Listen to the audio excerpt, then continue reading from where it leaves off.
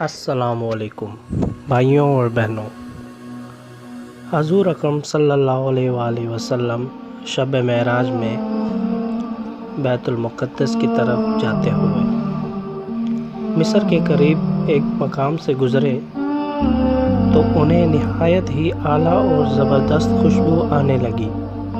آپ صلی اللہ علیہ وآلہ وسلم نے حضرت جبرائیل علیہ السلام سے پوچھا کہ یہ خوشبو کیسی؟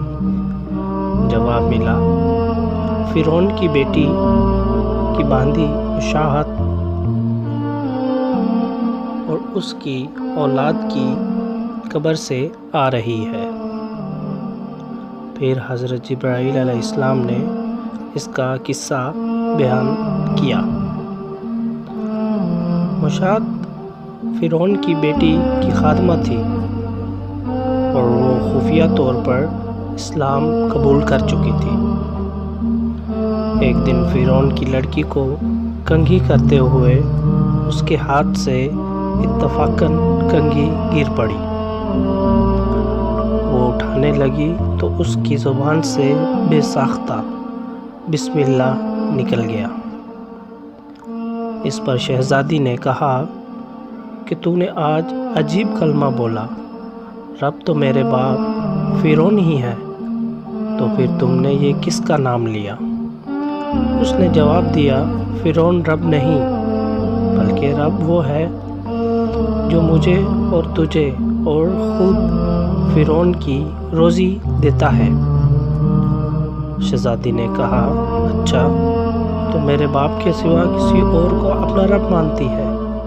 اس نے جواب دیا، ہاں میرا، تیرا اور تیرے باپ کا، سب کا رب اللہ تعالیٰ ہے۔ شہزادی نے اپنے باپ سے کہلوایا، وہ سب غضبناک ہوا اور اسی وقت اسے بلوایا۔ کیا تو میرے سوا کسی اور کو اپنا رب مانتی ہے؟ اس نے کہا، میرا اور تیرا رب اللہ تعالیٰ ہے جو بلندیوں اور بزرگی والا ہے۔ فرعون نے کسی وقت حکم دیا کہ تانبے کی جو گائے بنی ہوئی ہے اس کو خوب تپایا جائے۔ جب بالکل آگ جیسی ہو جائے تو اس کے بچوں کو ایک ایک کر کے اس میں ڈال دیا جائے، آخر میں خود اسے بھی اس میں ڈال دیا جائے۔ چنانچہ وہ گرم ہو گئی۔ جب آگ جیسی ہو گئی تو حکم دیا کہ اس کے بچے کو ایک ایک کر کے اس میں ڈالنا شروع کر دیا۔ بادشاہ، ایک درخواست میری منظور کر، وہ یہ ہے کہ میری اور میرے ان بچوں کی ہڈیاں ایک ہی جگہ ڈال دینا۔ اس نے کہا، اچھا تیرے کچھ حقوق ہمارے ذمہ ہیں، اس لیے یہ منظور ہے۔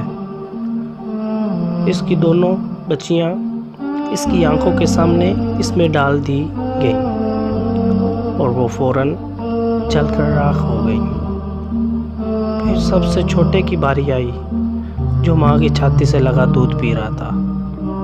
فرعون نے سپاہیوں سے اسے گھسیٹا اور اس کو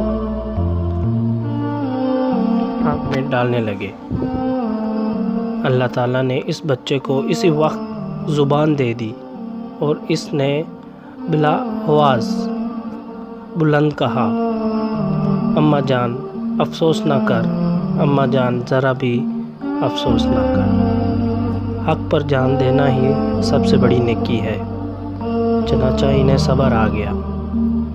اس بچے کو بھی آگ میں ڈال دیا گیا اور آخر میں ان کی ماں کو اسی آگ میں جلا دیا گیا۔ یہ خوشیوں کی مہک اسی کی جنتی محل سے آ رہی ہے۔ سبحان اللہ۔